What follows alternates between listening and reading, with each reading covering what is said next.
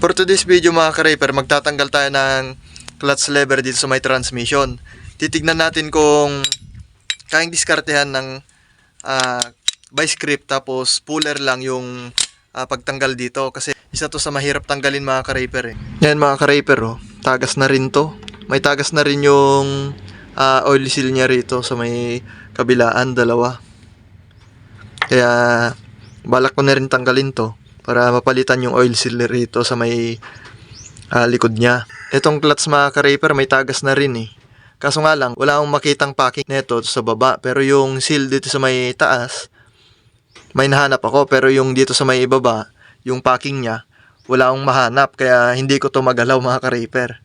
Maghahanap muna ako nung kanya bago ko baklasin to. Pero tanggalin na rin natin to mga ka-raper kasi obligadong tatanggalin to kasi magbabaklas ako netong transmission, obligadong tatanggalin rin to. Kaya tanggalin muna natin to mga ka-raper. Unahin muna nating tanggalin yung dalawang tornilyo rito mga ka-raper sa may taas.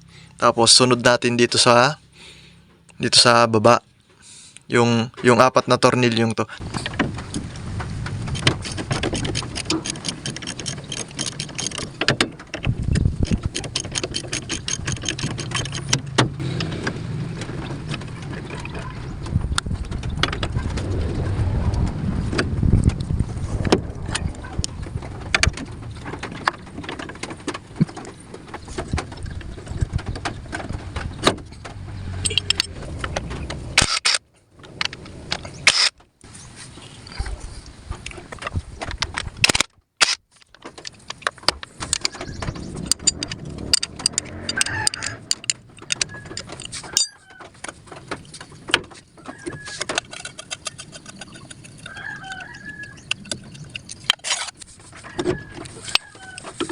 Ayan mga ka-raper, tanggal na. Isunod naman natin tong clutch lever niya.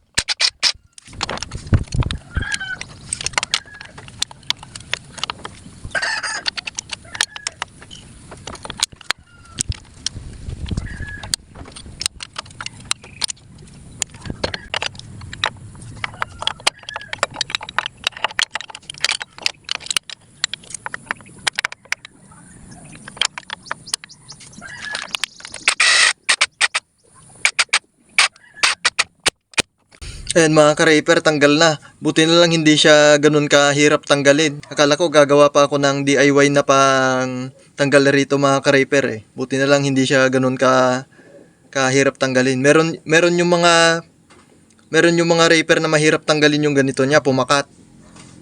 Ito, maswerte ako at hindi siya ganun kapakat. Ito siya mga ka-raper oh. Malakas na rin yung tagas. No? Palitin na talaga yung oil seal rito. Check na natin mga ka-raper kung may alog yung pinaka-needle niya. Ayos, walang alog dito sa may kabila. Wala rin. Buti na lang walang alog mga ka-raper. Wala akong mahanap neto eh. Yung needle niya. Yung needle housing meron pero yung needle niya wala akong mahanap. Kaya buti na lang hindi alog. Ayun, nice one. Hindi ako problema maghanap ng pyesa neto. At ayun lang para sa video ito mga ka-raper. Salamat sa panonood.